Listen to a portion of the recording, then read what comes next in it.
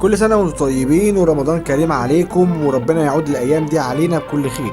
السباق الرمضاني واحد من أهم الأماكن اللي كل شركة إنتاج وكل مخرج وكل ممثلين بيعرضوا فيهم مواهبهم للجمهور، وإحنا اللي نحكم في الآخر. أنا النهاردة جاي أقول لك الخلاصة، جاي أقول لك تتفرج على إيه ما تتفرجش على إيه. طبعا أنا شفت حوالي 10 مسلسلات الحلقة الأولى منهم وما قدرتش أتفرج على الباقي، وكل مسلسل هقيمه يا إما هفكسله يا إما هديله فرصة يا إما هكمله للآخر. وبعد أسبوع هنرجع ونعمل أبديت ونشوف المسلسلات دي وصلت لفين، وممكن التقييم اللي أنا قلته ده يتغير. أنا مروان عمرو، ودي نظرة أولى على مسلسلات رمضان.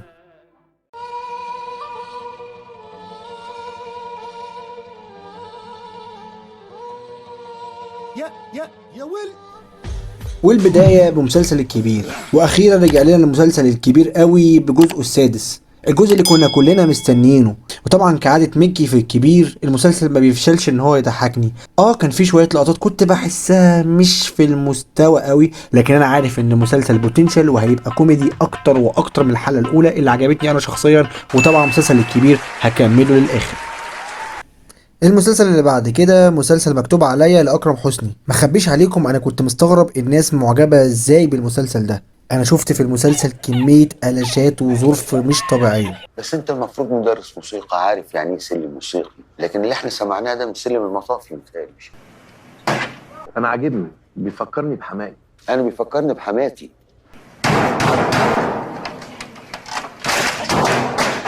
ما اكدبش عليكم انا بعد اول نص ساعه كنت ناوي افكسله، لكن بعد ما شفت التعليقات الايجابيه من الناس وانهم بيقولوا المسلسل هيبقى احسن، قلت هديله فرصه حلقه او 2 كمان، وهحاول استحمل كوميديا ايتن عامر. رأينا المسلسل اللي بعد كده مسلسل ملف سري بطولة هاني سلامة. المسلسل اول ما شفته قلت هو ده نوعية المسلسلات اللي انا بحبها، والمسلسل شكله حلو جدا وشكله بيحكي قصة كمان حلوة رغم ان هي ممكن تكون متعادة. عندي بس مشكلة صغيرة في المسلسل ده، ان المونتاج فيه غريب والصورة بتجري بسرعة، ده غير تمثيل استاذ ادوارد طبعا. قلت لك 100 مره المناقشات دي نتناقشها في البيت مش هنا في الشغل. وانا بشوفك اصلا في البيت. Stop it. Get some help. لكن اجمالا هو مسلسل حلو، وهو مسلسل انا ناوي اكمله.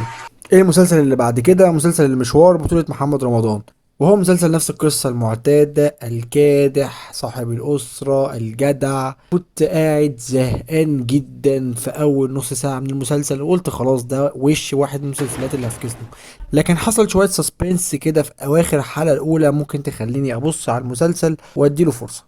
المسلسل اللي بعد كده مسلسل مين قال بطولة جمال سليمان واحمد داش. مسلسل بيتكلم عن اسرة والعائلة، وان احمد داش بيجيب مجموعة في الثانوية العامة وابوه عايز يدخله حاجة وهو عايز يخش حاجة تانية، والمشاكل العائلية. ومسلسل شكله لطيف وكوميدي بس انا مش هكمله، يعني مش من نوعي المفضل. فمسلسل مين قال ممكن يعجبك لكن انا شخصيا هفكسله. مسلسل توبة ما شفتوش. مسلسل بابلو تبقى تحكي لنا عليه ايمي سمير غانم بما انها الوحيده اللي شافته. مسلسل شغل عالي ومسلسل رانيا وسكيلة، فما فيش غير سبب واحد يخليك تتفرج عليهم. نعم،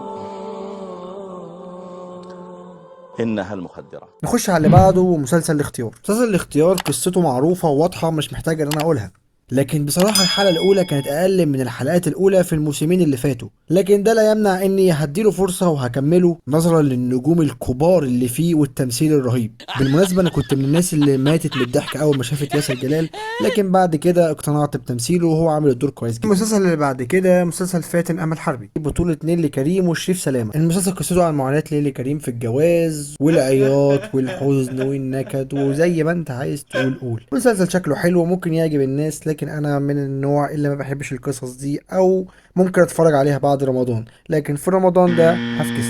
للاسف ما شفتش المداح عشان ما شفتش الجزء الاول، ممكن ابقى اشوف الاتنين بعد رمضان لكن استغفر الله العظيم. لكن شفت اللي حصل وشفت القسط بتاع اتاك اون تايتن في المسلسل. مسلسل يوتيرن ده اللي بعده.